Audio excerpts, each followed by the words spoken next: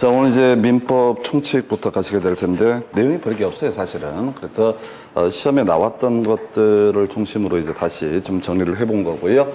민법은 지금 보니까 한 40페이지 정도 됩니다. 40페이지 정도. 그래서, 중간에 간지 있어가지고 48페이지 나와 있는데, 그리고 미리 이제 외워야 하거나 이걸 것들은 다 밑줄 그어놨고요. 해서, 이렇게 할 테고, 아까 다른 과목 할 거냐고 그랬는데, 지금 이제 개론하고 있고, 뭐 등등 해서, 이번 달 안까지는 다 끝내려고 하는데 그거 될지 모르겠어요. 근데 실질적으로 요 정도, 민법이 48페이지 정도면 이거는 제 개인적인 소망은 내년에 이제 학원을 계속 한다고 전제했을 때 요걸 기본서로 쓰려고 그래요. 그래서 내용 자체가 없어요. 그냥 딱 다 정해져 있어요. 그래서 자, 일단 법률행위 효력 얘기부터 가볼까요? 해서 요거는 이제 자체는 직접적인 포인트는 아닌데 문제를 구성할 때 무효인 법률행위를 고르시오라든가 또는 이제 무효인 법률행위가 아닌 걸 고르시오 또는 반사회적 법률행위가 아닌 것을 고르시오, 인걸 고르시오 이런 식의 이제 문제 구성이 되게 됩니다. 그런 부분이 아니다 보니까 무효인 법률행위를 고르시오 할 때는 효력 규정에 위반한 법률행위, 그다음에 반사회적 법률행위, 그리고 통정 허위 표시 이렇게 세 개만 구성을 할 수 있습니다. 제가 지금 설명드리는 게 제일 밑에 이제 문제 유형이라고 하는 것을 분석을 해봤어요. 그 다음에 이제 무효인 법률행위 아닌 것을 고르시오 하면은 두 가지죠. 취소할 수 있는 법률행위하고요. 그 다음에 유효인 법률행위 또는 이제 단속 규정에 위반한 법률행위를 골라보시오. 이런 식의 문제 구성이 되게 됩니다. 그리고 이제 반사적 법률행위가 아닌 걸 고르시오 하게 되면 이게 제일 까다롭죠. 취소할 수 있는 법률행위라든가 유효인 법률행위라든가 또는 통정 이걸 우리가 다 중간 생략 등기라고 부르게 됩니다. 그래서 이런 중간 생략 등기라고 하는 것은 일단 뭐로 본다? 기본적으로 유효한 것으로 보게 된다. 왜 이걸 유효로 인정을 해야 되냐면 이게 한 20년 지나서 A도 B도 C도 쭉 가다가 한 F 정도에 가 샀는데 20년 전에 중간 생략 등기 했으니까 무효야. 그러니까 너도 전혀 보호를 받을 수가 없어. 이렇게 돼버리게 되면 사회적 혼란이 장난이 아닙니다. 그래서 일반적으로 중간 생략 등기는 뭐가 된다? 유효한 법률행위가 되게 된다. 그런데 허가구역 안에서의 중간생략 등기라고 하는 거 토지거래 허가구역에서는요 매도인하고 매수인 두 사람이 가서 토지거래 허가 신청을 하게 되어 있습니다. 그런데 이제 매도인하고 제2의 매수인이 허가 신청을 받았던 것은 부동산거래 신고 등에 관한 법률 위반에 해당이 되기 때문에 이건 만약에 유효로 쳐버리게 되면 전국적으로 이렇게 많지가 않단 말이야. 그래서 이것은 무효로 처리해도 사회적 혼란이 별 문제가 되지 않는다. 그래서 허가구역 안에서의 중간생략 등기라고 하는 것은 무효 이렇게 갑니다. 그래서 작년 시험 문제 답이 됐던 주제고요. 그 다음에 이제 공인중개사법에서 다루고 있는 법정중개보수 초과수수 약정. 자, 100만 원 받을 수 있는데 법정중개보수 120 받았다라고 했을 때 그 20만 원 부분에 대해서는 뭐로 본다? 무효라고 하는 것으로 처리합니다. 이건 아직 출제가 안 됐는데 뒤에서 공부하게 될 주제 중에 하나가 직접거래라고 하는 것이 하나의 문제가 되게 됩니다. 그래서 개업 공인중개사가 중개를 해야 되는데 중개 의뢰인의 물건을 직접 사버렸다. 그건 이제 소위 단속 규정으로 해석을 하게 됩니다. 그래서 3년 3천에 강력한 처벌을 받는 건 별개의 문제로 단속 규정으로 보기 때문에 이 사람 개공이 만약에 중개 의뢰인으로부터 물건을 매수해서 등기까지 넘겨받게 되면 소유권을 일단 취득하고요. 나머지는 깜빵에 가서 해결하면 되는 문제다. 그래서 공인중개사법에서 두 가지가 이슈가 돼. 우리 민법 관련해서 효력 규정으로 봤던 것이 법정중개보수 초과수수약정 이것은 뭐가 된다? 효력 규정 위반이 된다. 그래서 이건 무효가 되게 된다. 초과되는 부분만 무효가 될 테고요. 이에 대해서 직접거래라고 하는 것은 단속 규정으로 봐서 유효한 것으로 하여튼 요즘에 이제 좀 나왔던 것이 요 정도가 효력 규정 위반에 관한 주제가 되겠고요. 자, 반사회적 법률행위라고 해서 어떤 일이 있어도 이혼을 하지 않겠다라고 하는 약정, 과도하게 중한 위약벌 약정 뭐 이런 것들 의미 설명드릴 건 아니겠고요. 불법 행위와 관련된 약정에서 뭐 도박이라든가 보험 사기, 위증, 뇌물 뭐 이런 것들이 대충 보시면 대충 감 잡습니다. 그래서 범죄행위와 관련된 약정 등은 다 무효가 될 테고 뒤에 따로 공부하겠지만 거의 100% 한 문제 구성하는 게 최소한 2년에 한 문제 구성하는 게 적극 가담한 이중 매매라고 하는 것은 이것은 뭐가 된다? 반사회적 법률행위의 전형적인 무효의 이슈가 되게 된다. 그래서 이 반사회적 법률행위로서 무효가 되게 되면 선의 제3자라고 하는 사람도 보호를 받을 수가 없다. 뒤에서 따로이 공부하실 주제가 되겠습니다. 그래서 자, 요 정도가 요즘에 주로 이제 반사회적 법률행위 예시 값으로 구성이 됐고요. 자, 또 하나 무효 중에서 통정 허위 표시, 서로 짜고 하는 의사 표시라고 하는 것이 나오죠. 그래서 최근 시험에 나왔던 것이 상대방과 통정해서 체결한 허위로 체결한 매매계약, 키워드 뭐라고요? 허위라는 표현 들어가게 된다. 그 다음에 이제 부동산에 대한 강제집행 면탈 목적으로 그 부동산의 허위의 근저당권을 설정하는 행위, 이런 것들이 뭐가 된다? 바로 통정 허위 표시로서 무효가 되게 된다. 거의 같은 얘기입니다. 그래서 이 통정 허위 표시 무효는 이런 식이죠. 갑이라고 하는 사람이 X 부동산을 소유하고 있고 을과 매매 계약을 체결한 게 아니라 서로 짜고서 등기 명의만 누구한테? 을에게 넘겨주기로 하는 거. 자, 이런 것을 우리가 통정 허위 표시라고 부르게 될 테고, 원래 우리가 매매 계약이 체결되고 등기가 넘어가게 되면 매수인이 등기 넘겨받았을 때 소유권을 취득할 수 있다. 근데 이건 매매 계약이 없었단 말이에요. 서로 짜고서 등기만 넘겼으니까 얘는 어떻다? 자, 소유권을 취득할 수 없다라고 하는 거. 등기 이전 행위 자체가 무효가 되게 된다. 거의 똑같은 논리 구조가, 자, 지금요 부동산에 대한 강제 집행 면탈 목적으로 허위의 근저당권을 설정하는 행위. 자, 갑의 재산에 대해서 채권자 A가 강제 집행을 하려고 합니다. 그러니까 아예 을 명의로 소유권 이전 등기를 해줄 수도 있겠고, 을 명의로 저당권을 설정해서, 거짓말로 저당권을 설정해서 우리가 말소 기준 권리라고 하는 거, 저당권 등이 선순위가 되거든요. 그래서 뒤에 강제 집행해봤자 실질적으로 뭐죠? 보호를 받지 못하게 저당권을 설정하는 것, 이런 것들도 통정 허위 표시로서 무효로 나열을 하게 됩니다. 지금 뭔 얘기하고 있어요? 문제를 구성할 때 다음 중 무효인 법률행위가 아닌 것을 고르셔야 할 때 거기다 던져주는 것이 효력 규정에 위반한 법률행위 던질 수 있겠고, 반사회적 법률행위 또 하나 구성할 수 있겠고, 통정 허위 표시 이런 것들 예시를 하면서 취소할 수 있는 법률행위라든가 또는 유효인 법률행위를 구해라, 이런 식으로 이제 문제 구성을 하게 된다. 그래서 하여튼 요거 지금 자료 지금 우리 기본서보다 훨씬 더 축약을 해 놓은 것이고요. 이거 지금 40페이지 내야 되는데 하루에 맘먹고 읽기 시작하면요 한 10페이지, 20페이지 순식간에 읽습니다. 외우려고 하지만 어차피 여러분 못 외우니까 한 10번쯤 읽게 되면 그냥 다 외우게 돼요. 그리고 중간에 모르는 게, 궁금한 게 생겨. 그게 이제 내공이 쌓인 거야. 그래서 절대 디테일하게 보지 마시고 설렁설렁, 특히 뒤에 계신 분 제일 마음에 들어요. 어차피 자세히 안 할 거라고 믿어 심잖아. 그래서 절대 이게 어쩌다 이제 공부할 때 각 잡고 공부하지 마시라고 내가 해봤거든요. 각 잡고 공부해봤거든요. 각 잡고 공부하게 되면 남는 것은 좌절밖에 없습니다. 내가 머리가 겁나 나쁜가 보다 이렇게 좌절을 하게 돼요. 그래서 자, 하여튼 그냥 쓱쓱쓱 보시는 거. 이게 무효인 법률행위. 자, 이거에 대응해서 취소할 수 있는 법률행위라는 개념을 확인해 볼까요?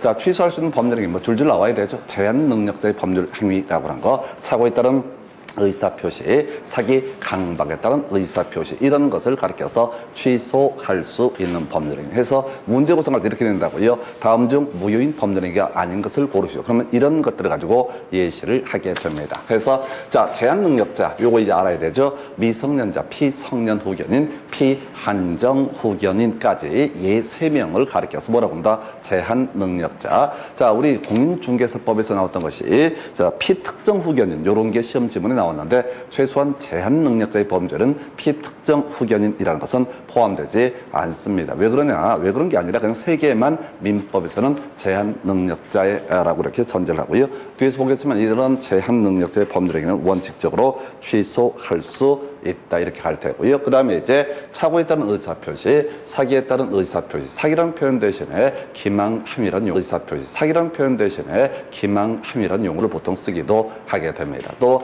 강박에 따른 의사표시에서 요즘은 거의 내지 않는데 성립과정에 어떤 강박이라는 불법적 방법이 사용된 데 불과한 법률행위, 이걸 우리가 강박에 따른 의사표시라고 부르게 됩니다. 그래서 의사결정의 자유가 완전히 박탈돼 있다라고 하면 어떻다? 이것은 바로 103조 위반 무효인 법률행위 문제로 넘어가게 될 테고, 의사결정 과정에 강박이 사용된 것에 불과하다. 그러면 이것을 강박에 따른 법률행위에서 요 별 의미 없어요. 그냥 이렇게 아까 무효와 취소와 유효를 구분할 때 툭 하나씩 던져주는 그런 식의 문제가 되게 됩니다. 그 다음에 이제 유효인 법률행위라고 해서 자, 이게 조금 이제 어려울 수 있죠. 앞에서 효력 규정에 위반한 법률행위 3개 있었죠. 중간생략 등기 있었고요. 허가구역 안에 중간생략 등기 있었고, 또 하나가 지금 법정중개보수, 초과수수, 그 다음에 기본재산, 허가 없는 기본재산의 처분, 이런 것들을 효력 규정이라고 봤습니다. 그래서 단속 규정 볼까요? 허가구역 외 지역에서의 중간 생략 등기라고 하는 것은 어떻다?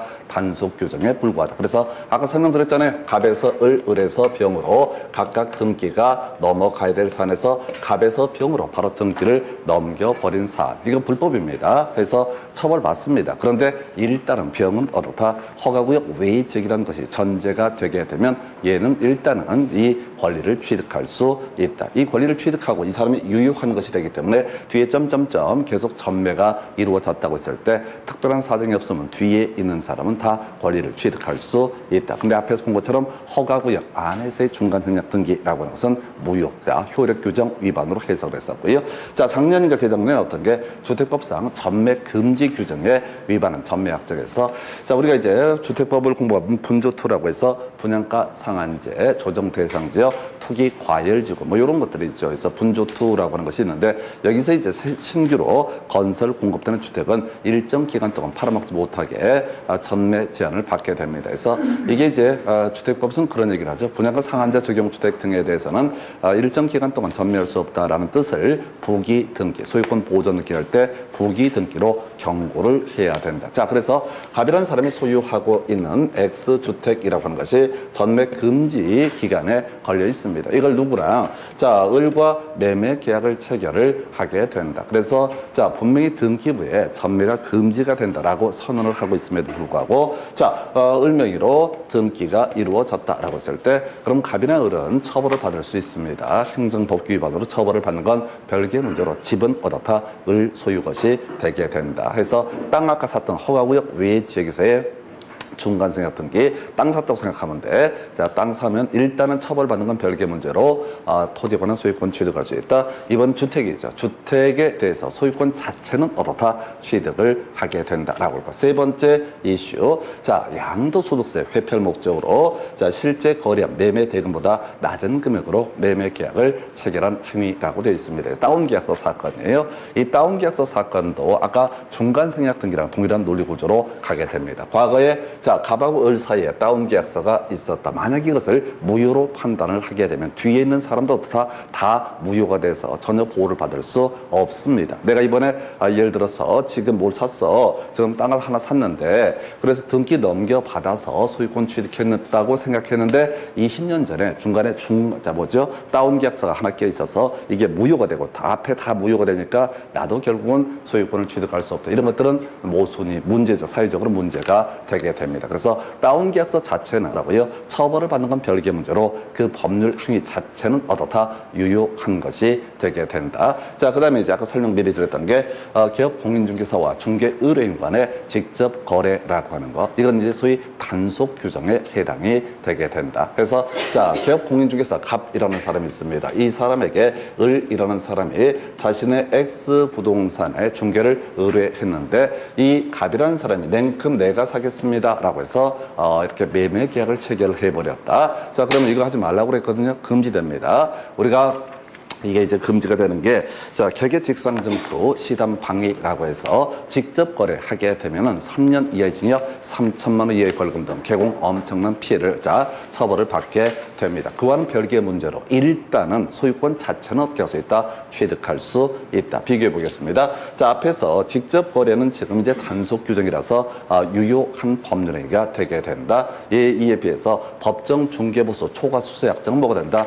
자, 초과되는 부분은 무효가 되게 된다. 아까 자, 지금 허가구역 내에서의 중간생략 등기는 바로 효력규정 위반에 걸려서 무효의 문제로 해석을 하게 될 것이고, 이에 대응해서 허가구역 밖에서의 중간생략 등기는 일단은 유효한 것이 된다. 그리고 얘랑 거의 똑같은 논리 구조인 게 주택법상 전매 금지 규정에 위반한 전매약정, 사고 팔기로는 이 약정 자체는 어떻다? 유효한 것이 되게 된다. 그래서 자, 효력규정과 단속규정 비교하는 것들 하나의 논의 부분이 포인트가 되겠고요. 특히 자, 개공 관련해서 법정 중개부수 초과 수수약정은 뭐가 되고 무효가 되게 될 것이고 초과되는 부분만 직접 거래는 어떻다? 무효는 아니다. 이렇게 해석을 하게 됩니다. 그 정도고요. 그 다음에 이제 유효한 법률행위라고 해서 이게 얼핏 보면은 아까 103조 위반이라든가 이것과 유사한 느낌을 주게 됩니다. 그래서 여기서는 키워드가 이제 임치라고 하는 것이 나오게 되는데 우리 판례에서 비자금을 자, 소극적으로 은닉하기 위해서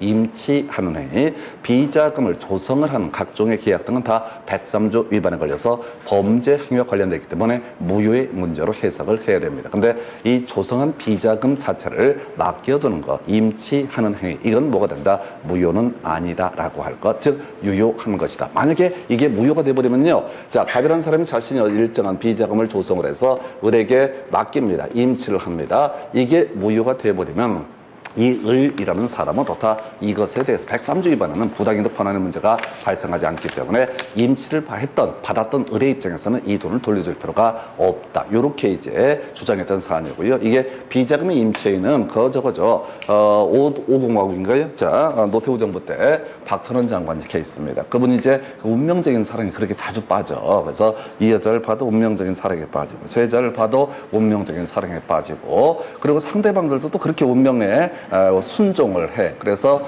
그 사람이 그 운명에 빠졌으니까 사랑의 증표를 넘겨줘야 되잖아. 그래서 그 당시에 정권 하에서 엄청난 비자금을 이 여자한테 맡기고 저 여자한테 맡기고 근데 그 여자들도 좀 배운 사람들이야. 그래서 뭘 주장을 해? 아, 이게 비자금이다라고 하는 것을 전제로 해서 이거 맡기는 거 뭐다? 103조 위반 무효다. 103조 위반 무효에 걸리게 되면 어떻게 해석을 하게 된다? 이 부분에 대해서는 부당이득 반환의 문제가 발생하지 않거든요. 우리가 예를 들 때 그런 거 하잖아요. 첫 계약 체결했다. 자, 그래 운명적인 사랑을 나누자라고 얘기를 해가지고 자, 나랑 놀아주는데 집 한 채 사줄게라고 약정을 했다 싶시다. 그 약정은 103조 위반 무효이기 때문에 굳이 사줄 필요가 없다. 사주기로 큰 소리 쳤는데 모양새가 좀 빠지긴 하지만은 안 사줘도 법적인 어떤 민사 채무는 발생하지 않는다. 근데 호구가 좀 호기롭게 등기까지 넘겨줘 버렸어. 그러면 어떻게 된다? 그것도 103조 위반이 돼 무효가 됩니다. 그런데 소유권에 대한 물권적 청권이라든가 반환 청권이라든가 또는 부당이득 반환 청권 103조 위반에 걸리게 되면 돌려달라고 할 수가 없습니다. 다시 박철원 장관 얘기로 돌아갑니다. 그래서 이 박철원 장관이 운명적인 여인들한테 수많은 비자금을 맡겨뒀던 사안이었어요. 그래서 나중에 이제 세월이 흘러가고 등등등 사람들의 기억에서 많이 잊혀지게 될 때쯤 이제 박철원 장관 쪽에서 그 여인들한테 돌려달라라고 이렇게 주장을 했던 사안에서 비자금에 관한 부분은 이것은 뭐가 된다. 반사적 범죄이니까 소위 무효이고 그래서 나는 돌려줄 필요가 없다. 근데 그 여인네들이 다 결국은 다 뺏겼던 사건. 비자금 조성 행위 자체는 반사적 범죄행위지만 그걸 맡겨둔 임치 행위는 어떻다? 이것은 유효이기 때문에 맡았던 게 유효가 되면 다시 어떻다? 반환을 해야 될 의무가 발생한다. 이게 이제 비자금이라는 표현이 나오니까 순간적으로 103조 위반 문제로 착각하는 부분이 되겠습니다. 자, 그 다음에 무허가 건물의 임대행위. 이거 보면 큰 잘못한 것 같아. 우리나라에 무허가 미등기 건물 겁나 많습니다. 다 유효한 것이 되게 됩니다. 그래서 자, 그런 게 되겠고 변호사의 민사소송에서의 성공보수협정 큰 의미 없죠. 그래서 자, 이것도 유효. 그 다음에 조건부 권리의 처분이 가끔 지문에 구성이 되죠. 뒤에서 오늘 공부할 조건 기한이라는 얘기를 하게 될 텐데 이 조건부 권리, 자, 이거 조건이 성취되기 전에도 다 처분, 담보로 삼을 수 있다. 그러니까 조건부 권리를 처분하는 행위는 뭐가 된다? 유효한 것이 되게 된다. 그래서 두 개 이제 제가 페이지를 통해서 설명을 드렸던 게 자, 법률의 효력이라고 해서 유효한 것과 무효인 것과 그 다음에 취소할 수 있는 법률 행위와 그 다음에 유효인 법률 행위 크게 세 개 카테고리. 그래서 시험 문제가 많이 나오거나 그런 건 아닌데 이것은 최대 세 문제 두 가지 형태가 나오게 되죠. 그래서 제일 무식한 문제가 다음 중 반사적 법률 행위인 것은 아닌 것은 이때 이제 자꾸 장난치는 게 뭐냐면 통정 허위 표시를 싹 끌고 들어와. 통정 허위 표시도 무효는 무효잖아요. 그러니까 상대방과 통정해서 서로 짜고서 허위로 이걸 해가지고 다음 중 103조 위반이 아닌 것을 고르시오. 그러면 얘도 무효가 되니까 사람 마음이 어때? 얘도 무효, 쟤도 무효 이런 식으로 하다 그러다 보니까 착각을 하게 되는 게 이 파트야. 그래서 통정허위, 서로 짜고 하는 의사표시는 최소한 따로이 민법 109조 통정허위 표시의 무효의 문제로 해결을 하는 것이고 최소한 103조 문제는 아니다. 그래서 출제할 때 반사회적 법률행위하고요 통정허위 표시를 비교해서 내는 게 하나의 이슈가 되게 될 테고, 한편 이렇게 전체 무효하고요 취소할 수 있는 법률행위하고 또 하나 지금 이제 유효인 법률행위 등을 비교하는 것도 하나의 출제 영역 방법이 되게 됩니다. 그래서 이게 좀 전반적으로 어려워요. 전체 그림을 다 물어보는 식의 내용이 되겠습니다. 그래서 자, 요 정도가 지금 이제 효력에 따른 법률 행위의 분류라는 개념 체크를 해드렸고요.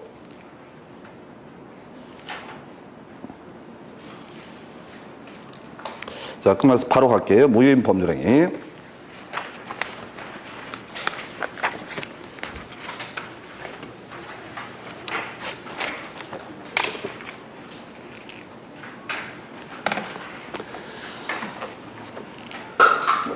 자, 이제 무효인 법률행위 관련해서 보겠습니다. 그래서 미리 이제 우리 무효인 법률행위는 그런 게 있었죠. 효력 규정에 위반한 법률행위 있었고요. 또 하나가 반사회적 법률행위, 그 다음에 불공정한 법률행위, 그 다음에 통정허위 표시, 그리고 이제 애매한 것이 비진의 의사 표시라는 개념이 하나의 이슈가 되게 됩니다. 자, 그래서 이제 103조에서는 문제, 지금까지 거의 2년에 한 문제 구성하는 게 이중매매 적극가담 이렇게 되어 있습니다. 적극가담은 이중매매. 요건 앞에서 본 것처럼 바로 민법 103조 위반, 자, 반사회적 법률 행위에 해당이 되게 됩니다. 그럼 미리 다 외워야 돼. 자, 반사회적 법률 행위에 해당되면 뭐가 되고 무효가 되고 선의 제3자라고 할지라도 다 보호받을 수 없다. 끝이에요. 그래서 자, 한번 분석을 해볼까요? 자, 갑이라고 하는 사람이 소유하고 있는 X 부동산에 대해서 을이라는 사람에게 자, 매매 계약을 체결합니다. 현재 소유자 누굽니까? 여전히 갑입니다. 따로 등기 넘겨줬단 말이 없으면 어떻다?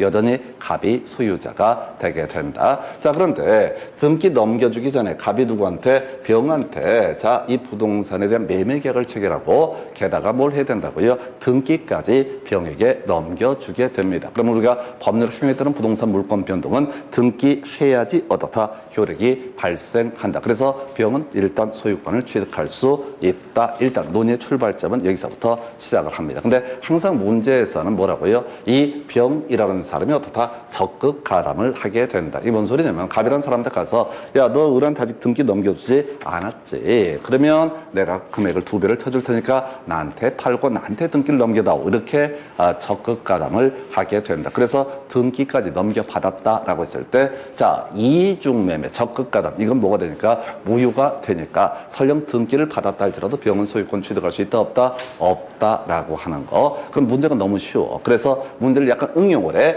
이 병이라는 사람이 있는데 여기에 어떤 사람이 자, A라고 하는 사람이 뭘 할 수 있다? 바로 대리인이 돼서 A라고 하는 사람이 병의 대리인이 돼서 바로 대리인이 적극 가담을 했다라고 전제합니다. 그래서 뒤에서 대리인이 공부하게 되겠지만은 대리행위가 됐다. 대리행위라고 하는 것은 결국 본인에게 그 효력이 귀속되게 된다. 그래서 대리인이 적극 가담했다라고 할지라도 이 등기 자체가 뭐가 된다? 무효가 되게 된다. 그래서 어떻다고요? 자, 바로 병은 소유권을 취득할 수 없다라고 하는 거. 그래서 이게 첫 번째 이슈가 될 테고, 한편 현재 병한테 소유권 등기가 있는 상태에서 갑을병정이라는 사람이 이 사람 꼭 내막을 몰랐던 선이다라고 전제가 되게 됩니다. 선이라고 전제를 하게 됩니다. 그러면 이제 등기가 갑을병자 정한테 넘어갔을 때 정이 자, 소유권을 자, 아니구나. 갑을병정 맞구나 해서 정이 소유권을 취득할 수 있게 될 것이냐 해서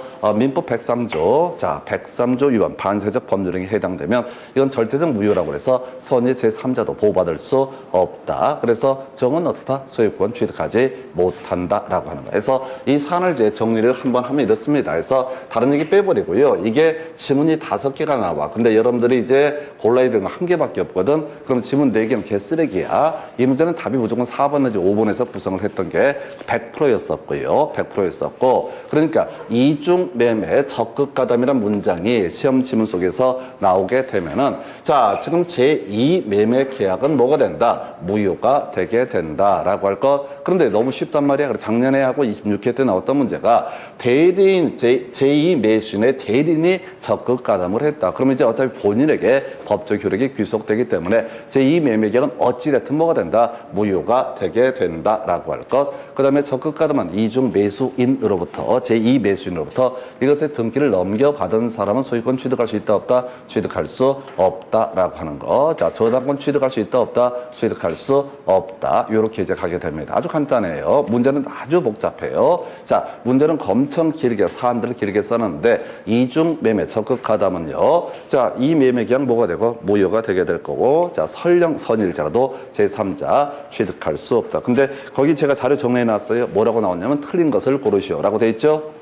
자리에 틀린 걸 고르시오. 이렇게 써 있잖아요. 그래서 첫 번째가 뭐가 돼? 유효라고 하는 거. 두 번째가 뭐가 된다? 취득한다. 이게 이제 다 틀린 표현이야. 지금까지 16년 동안 단 한 번도 어긋남이 없이 이중 매매, 적극 가담 문제를 물을 때는 항상 틀린 것을 고르시오라는 명제를 구성을 하고요. 틀린 것은 결국 이제 무효에 대응해서 뭐라고? 유효라는 표현을 쓰게 될 것이고, 그 다음에 취득하지 못한다라는 표현 대신에 어떻다? 취득한다. 100%입니다. 100% 아주 단순해. 그냥 4번, 5번 중에 찾아보면 이걸 꼭 뭐라고? 어쩌고저쩌고 가슴 겁나 아픈 사연을 제시하면서 유효임을 주장할 수 있다. 유효이다. 라고 해서 틀리게 뽑아주거나, 자, 선의 제3자가 자, 조실 부모하고 등등등 가슴 겁나 아픈 사연을 제시하면서 그래서 결국 권리를 취득한다 해서 틀렸다고요. 그래서 아예 이중 매매, 적극 가담 들어가면 무조건 지금까지 단 한 번도 예외 없이 뭐라고요? 틀린 것을 고르시오라고 나왔었고, 그때 답은 유효 또는 뭐가 된다?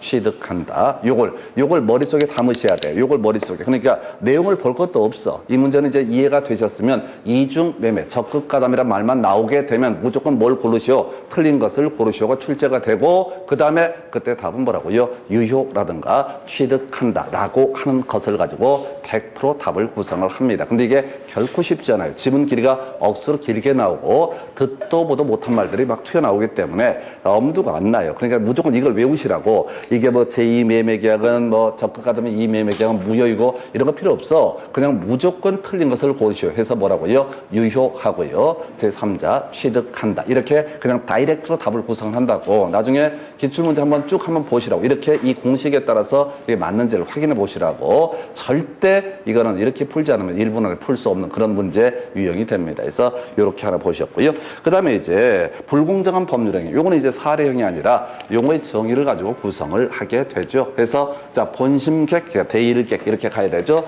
본인 심리적 원인, 객관적 가치, 대리인 일반적 거래경 부족, 그 다음에 객관적 가치 해서 본심객, 대일객 이렇게 끊어가시면 돼. 그래서 다시 불공정한 법률행위 민법 104조에서 규정하고 있고요. 절대적 무효의 한 예시로서 선의 제3자도 보호받지 못한다라고 하는 거 이렇게 이제 전제를 하고요. 이게 이제 불공정한 법률행위라고 하는 것은 공박 플러스 현전 불균형 또는 무경험 플러스 현전 불균형, 그 다음에 경솔 플러스 현전 불균형. 요렇게 어느 하나에 해당이 되게 되면 이건 뭐가 되고 불공정한 법률 행위가 되게 될 것이고, 불공정한 법률 행위가 되게 되면 선의 제3자도 보호받지 못한다. 여기서는 이제 사례를 만들 수가 없어요. 어느 정도가 현전 불균형인지 사례를 만들 수가 없기 때문에 용어의 정의처럼 출제가 되게 됩니다. 그래서 자, 먼저 공박 관련해서 본심객 이따구로 외우자고 그랬어요. 해서 자, 공박이라고 하는 거 항상 이제 대리인 얘기를 첫 번째 얘기부터 가볼까요? 공박의 범죄는 심리적 원인에 의한 공박의 범죄는 심리적 원인에 의한 공박이라는 것도 포함이 되게 된다. 해서 꼭 경제적으로 곤궁하지 않다라고 할지라도 심리적으로 막 쫓기고 있는 상태에서 내가 가지고 있는 부동산이라고 하는 것을 누가 사겠다고 했을 때 시가가 1억짜리인데 어쩌죠 쫄아가지고 바로 3천만 원에 매도했다라고 만약에 한다면 그런 경우에 따라서 공박이 되게 될 수도 있겠고, 현전 불균형이라고 전제가 되게 되면 이때는 바로 민법 104조 위반 불공정한 법률 행위에 대해서 뭐가 된다? 무효가 되게 된다. 그래서 아무런 법적 효력도 발생하지 않는다. 한편 대리인이 일정한 법률 행위를 함에 있어서 자 본인을 대리해서 대리인이 이 부동산에 관한 매매 계약 등을 체결을 했다. 근데 자 이때 궁박이라고 하는 것은 대리인을 기준으로 판단하는 것이 아니라 누구를 기준으로 본인을 기준으로 판단을 하게 된다라고 하는 거. 요게 하나씩 답이 됐었고요. 그다음에 이제 현장 불균형이라고 하는 거. 이건 이제 그 법률행위 당사자의 주관적 가치를 기준으로 판단하는 것이 아니라 뭘 기준으로 판단한다? 바로 객관적 가치를 기준으로 판단을 하게 된다라고 하는 거. 요렇게 해서 자 궁박은 심리적 원인에 의한 것도 포함이 될 테고 그다음에 대리 행위에 있어서는 본인을 기준으로 판단한다. 그다음에 법률행위 객관적 가치라고 하는 거 이렇게 보셨고요. 무경험이라고 하는 거. 자 일단은 일반적인 거래 경매 부족을 가리켜서 무경험이라고 정의를 한다. 특정한 영역에서 경험 부족을 무경험이라고 부르지는 않는다. 자 그리고 나서 만약에 대리인이 일정한 법률행위를 했을 때 이게 민법 104조 위반 무효가 되기 위해서는 바로 대리인이 무경험이라는 요건을 충족해야 되고 그 법률행위 내용 자체가 법률행위 당시 객관적 가치에 어떤 현장 불균형이 있다라고 한다면 이때 소위 불공정한 법률 행위가 되게 된다. 그래서 결국 외우실 게 뭐라고요? 자 궁박이라고 하는 거 본심 이렇게 가는 거죠. 궁박은 뭐가 되고 본인을 기준으로 판단하고 그다음에 심리적 원인도 포함을 하게 된다. 자 그다음에 무경험이라고 하는 거 대일이라고 하는 거 대리인을 기준으로 판단을 하게 될 테고 일반적인 거래 경매 부족을 얘기한다. 그 외에 제일 마지막에 나왔던 것이 바로 현장 불균형이 뭐냐라고 하는 것을 논함에 있어서 현장 불균형이라고 하는 것은 뭐가 된다? 바로 법률행위 당시를 기준으로 해서 객관적 가치를 기준으로 판단을 하게 된다. 이거 틀리게 뽑을 때 주관적 가치 이렇게 얘기합니다. 그래서 이 불공정한 법률행위라고 하는 것은 자 어떤 거래 물건에 관한 거래 과정에 있어서 일반 당사자의 무경험이나 또는 궁박 등을 이용해서 타방 당사자가 이 경제적으로 큰 이득을 얻는 것을 막기 위해서 만들어진 조항이 될 테고요. 그래서 일반적인 거래가 아닌 무상 계약 등에 있어서는 어떻다? 바로 소위 불공정한 법률 행위에 관한 조항을 적용할 수 없다. 자 이런 경우 있다 하십시다. 갑이라고 하는 사람이 자 심리적으로 이런저런 이유가 있어서 이 강제 집행을 당할 수 있다라고 하는 이런 상황에 처하게 됩니다. 경제적으로 어려운 상황이에요. 그래서 이 사람이 자 이거 뺏기느니 누구한테 주겠다, 뭐 을한테 주겠다라는 마음으로 소위 이걸 넘겨줬다. 그래서 나중에 다시 돌려달라. 불공정한 법률이니까 돌려달라. 이것은 어떻다? 허용되지 않는다라고 하는 거. 해서 불공정한 법률 행위라고 하는 개념 자체가 뭘 의미를 하게 된다. 지금 거래 과정에서 궁박이나 무경험 이런 것 때문에 재산상 손해를 크게 입는 사람을 보호하기 위해서 만들어진 조항이 불공정한 법률 행위가 된다. 그래서 무상계약 또 이제 경매 이런 데서는 어떻다? 바로 불공정한 법률행위에 관한 조항을 적용하지 않는다라고 해서 이미 우리 자료에 나와 있지만은 그렇게 나왔었죠. 이 객관적 가치라고 하는 것을 가지고 주관적 가치를 기준으로 판단한다. 이런 식의 지문이 해서 답이 됐던 바가 있었고요. 그리고 또 하나가 부담 없는 증여 이런 데 있어서 불공정한 법률 행위에 관한 규정을 적용한다. 이런 식으로 틀리게 구성이 됐습니다. 적용 배제가 되는 게 무상계약, 경매에 있어서는 불공정한 법률 행위에 관한 조항을 적용하지 않는다라고 할 거예요. 이거 외우셔야 됩니다. 그래서 본심하고요.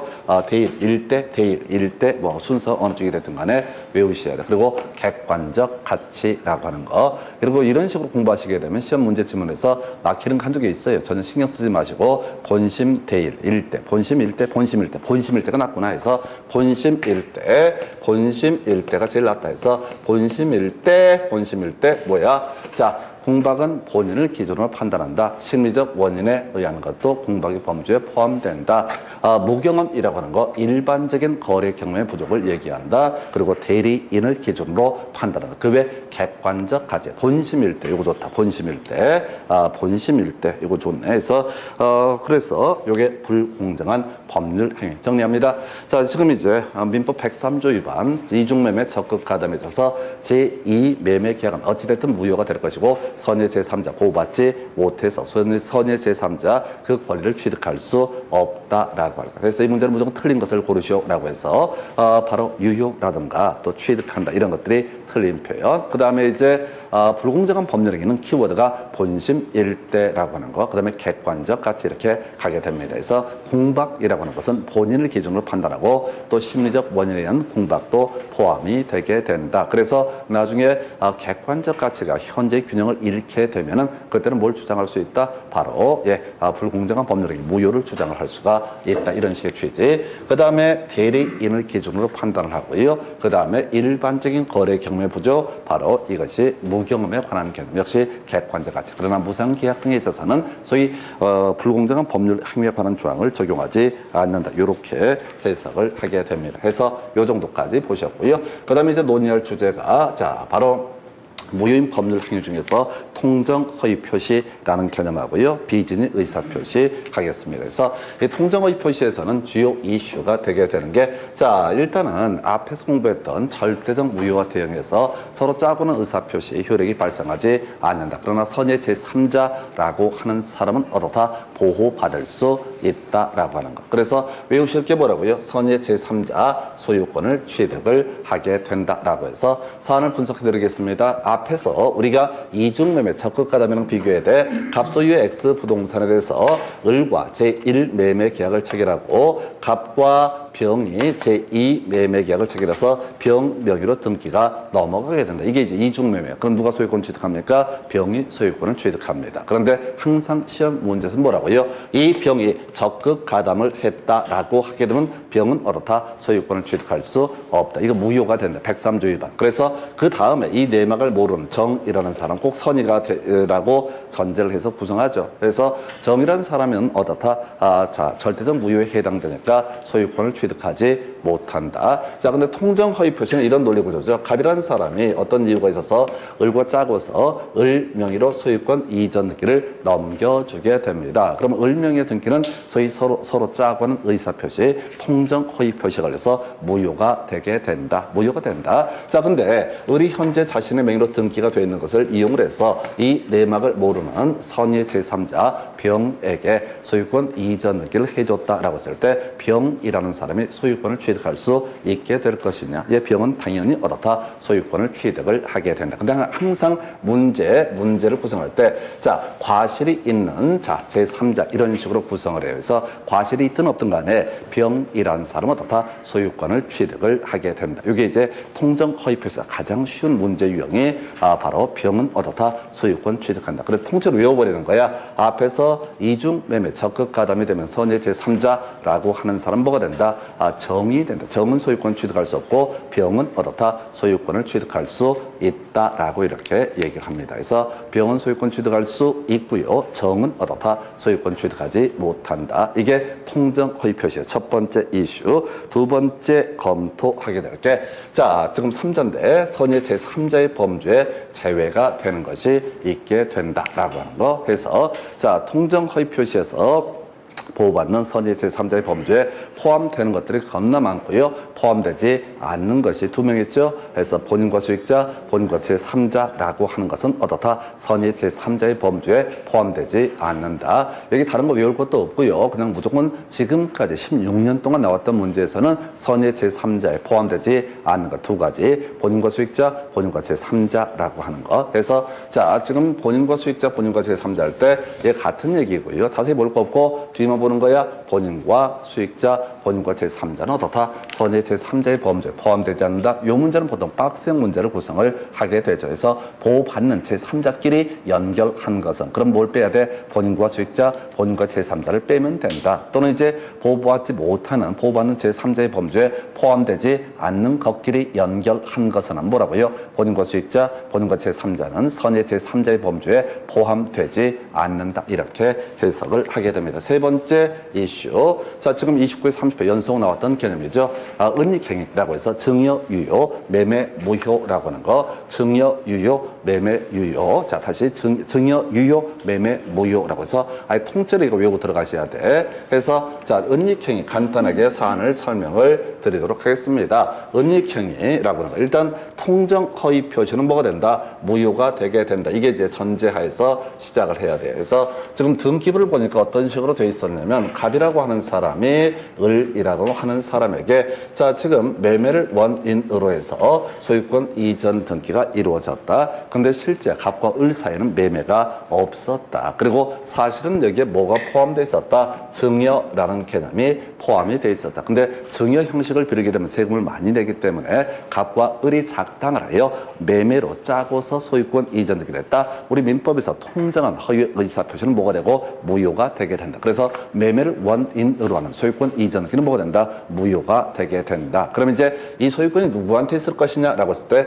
우리 판례에서는 증여라고 하는 것이 비록 숨겨져 있어서 보이지 않지만은 분명히 증여가 있었던 사안이니까 이 사안 증여는 유효한 것이 되게 된다. 그래서 결국은 실체 관계하고 등기부의 내용이 일치하기 때문에 이때는 바로 을이라는 사람이 이 부동산의 소유권을 취득을 하게 된다. 해서 결과적으로 이 을이 소유권을 취득하기 때문에 얘가 뭐 병한테 팔든 악이든 선이든 상관없어 누구한테 팔든 말든 뒤쪽은 다 어떻다 유효한 것이 되게 된다. 해서 은닉행위 29회 30회 연속 나왔던 주제가 바로 매매, 무효, 증여, 유효. 그러니까 통정 허위 표시가 딱 나오게 되면 일단은 내용을 몰라도 머릿속에서 선의 제3자는 싸가지 없어도 다 보호받을 수 있다. 이게 첫 번째 포인트. 그 문제 선의 제3자에 포함되지 않는 게 본인과 수익자, 본인과 제3자는 선의 제3자의 범주에 포함되지 않는다. 이 문제는 되게 감사한 문제. 보통 박스형으로 구성을 해버리기 때문에 딱 떨어지는 문제고요. 세 번째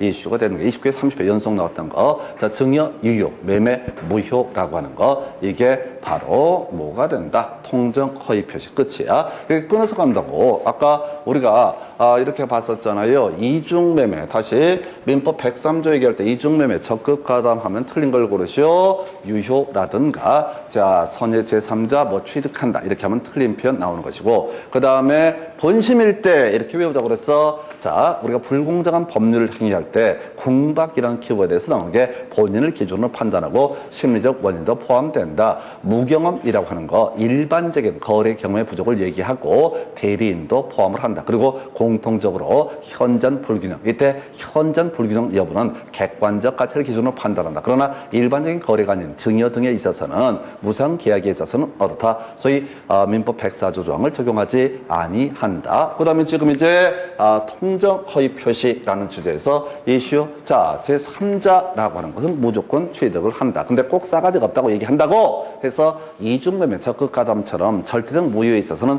선의 제3자 보호받지 못하지만 통정 허위 표시에 있어서 선의 제3자 보호를 받을 수 있다라고 할 것. 두 번째 선의 제3자에 포함되는 거 본인과 수익자, 본인과 제3자는 선의 제3자의 범주에 포함되지 않는다. 그 다음에 은닉행위 증여는 유효가 되고 매매는 뭐가 된다? 무효가 되게 된다. 이렇게 이제 그림을 자박하는 거예요. 그래서 이걸 외우시는 거야. 그래서 읽어보지 말고 이게 속달이 돼야지 시험 문제가 나왔을 때 통정인지 뭔지를 봤을 때 이 주제 본심일 때 이런 식으로 딱딱딱 떠올리게 되면은 설령 여기서 답이 안 나오더라도 답이 뭐라고요? 거의 손을 들고 있을 수밖에 없어요. 사람들 대부분 이 공부하시는 분들의 특징이 뭐냐면 공부를 안 해. 듣고 이해하고 이해했다고 해서 마음의 평화를 얻어버려요. 안 돼요. 그냥 불공정한 법률의 경우는 본심일 때 이런 식으로 자꾸 말을 만드셔야 돼요. 뭐 제가 만들어 드리는 것도 있겠지만 본인이 만들면 제일 좋아요. 그래서 이렇게 보셨고 비진의 의사표시 첫 번째 포인트 비진의 의사표시가 뭐냐? 농담이라고 설명드렸습니다. 해서 우리 시험용으로 비진의 의사표시에 포함되는 거 일괄사직 요거는 뭐가 된다? 비진의 의사표시 시험 지문 구성할 때 점점점 엄청 길게 깔아놓고 비진의 의사표시에 해당한다 포함한다 이런 식으로 지문을 구성해. 그러면 그 앞에 뭐가 있어야 돼? 일괄사직 있으면 어떻다? 비진의 의사표시가 맞고요. 일괄사직 없으면 어떻다? 비진의 의사표시가 아니다. 이렇게 단순하게 갖추실 것. 자, 두 번째 이슈. 이게 좀 짜증나지. 무효가 되는 경우도 있고 유효가 되는 경우도 있다 해서 이게 제일 어려워. 자, 103조 위반 뭐가 됩니까? 무효. 불공정한 법률행위 뭐가 됩니까? 무효. 이렇게 딱 떨어진다고. 통정 허위 표시 뭐가 됩니까? 무효. 진이 아닌 의사 표시는 어떻게 됩니까? 그럼 몰라. 알았거나 상대방이 진이 아님을 알았거나 알 수 있었을 때 뭐가 되고 무효가 되게 돼. 몰랐고 알 수 없었다. 선이 무가 싫으면 어떻다? 유효가 되게 된다. 이게 힘들다니까. 다른 것들은 딱딱 무효, 유효 이렇게 가는 게 아니라 얘는 유동적 무효가 되고 딱딱 떨어지지 않기 때문에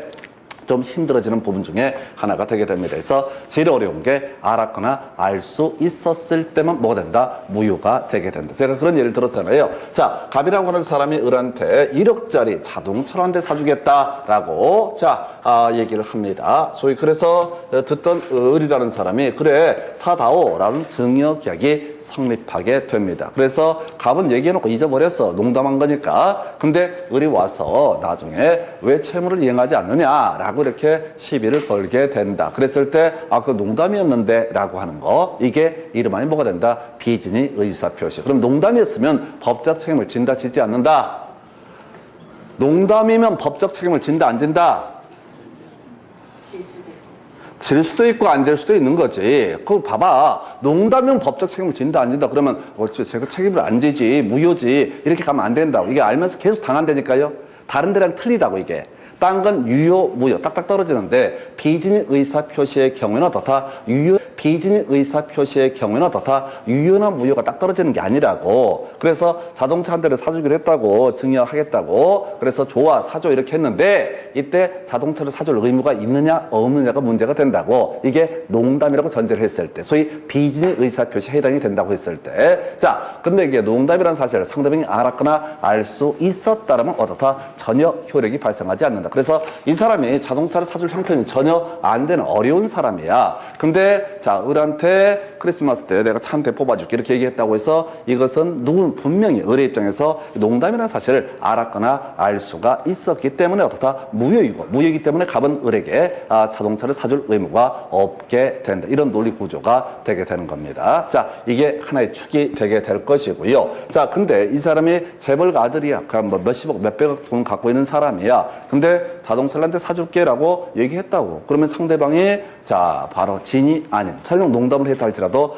몰랐고 알 수가 없었다라고 하면 어떻다? 이것은 유효한 것이 되게 된다. 그래서 유효한 것이 되기 때문에 갑은 을에게 자동차를 사줄 의무가 있다. 그래서 이게 이 파트가 이게 좀 짜증나게 돼 있어. 다른 건 딱딱 떨어지는데 이게 애매하게 되어 있는 파트 이렇게 설명을 드렸었고요. 그 다음에 이제 이슈 3에 될까 준용이라고 하는 거. 자, 대리인이 대리권을 남용했다는 사실을 상대방이 알았거나 알 수 있었을 때, 자, 이때 본인은 법적 책임을 지지 않는다 해서 키워드 대리권의 남용이라고 하는 것이 있게 됩니다. 대리권 남용도 비진의 의사 표시에 관한 조항을 준용하게 됩니다. 해서 비진 의사 표시. 자, 첫 번째 일괄사적은 비진의 의사 표시이다. 두 번째 어려웠던 것이 유효가 되는 경우도 있고 무효가 되는 경우도 있다. 이 유효가 되는 경우도 있고 무효가 되는 경우도 있다는 이 법리를 대리권 남용에도 다 준용하게 된다. 대리권 남용에도 다 준용하게 된다. 해서 볼까요? 이런 식입니다. 자, 우리가 어떤 법률 행위를 하게 됩니다. 그래서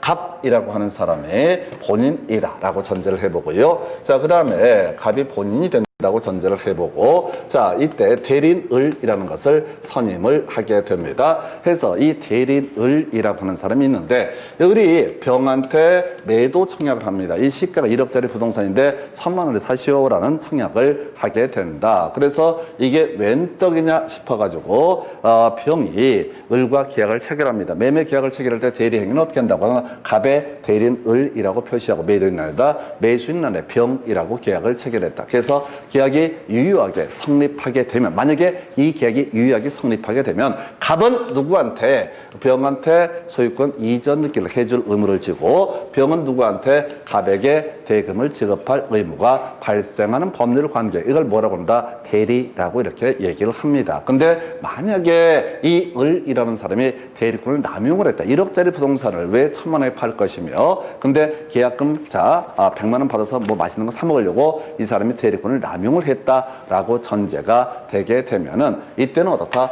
본인에 대해서는 어떻다? 무효, 효력이 발생하지 않는다. 그래서 상대방의 입장에서는 이 대리권 남용 사실을 알았거나 또는 알 수 있었다라고 한다면 누구에 대해서 본인에게 법적 책임을 물을 수가 없다라고 하는 거. 대리인의 대리권 남용 들어가면 어떻다? 유효가 될 수도 있고 무효가 될 수도 있다. 어렵습니다. 남용 들어가면 어떻다고요? 유효가 될 수 있고 무효가 될 수 있다. 자, 남용이 있을 때 상대방이 몰랐고 알 수가 없었다. 그러면 그대로 유효해서 본인에게 법적 책임을 물어야 되는 사안이고요. 유권 대리가 될 테니까. 이에 비해서 대리인이 대리권 남용을 했을 때 그리고 상대방이 그 사실을 알았거나 알 수 있었다라고 한다면 이건 무효. 그래서 본인은 법적 책임을 지지 않는다. 다시 정리를 해보겠습니다.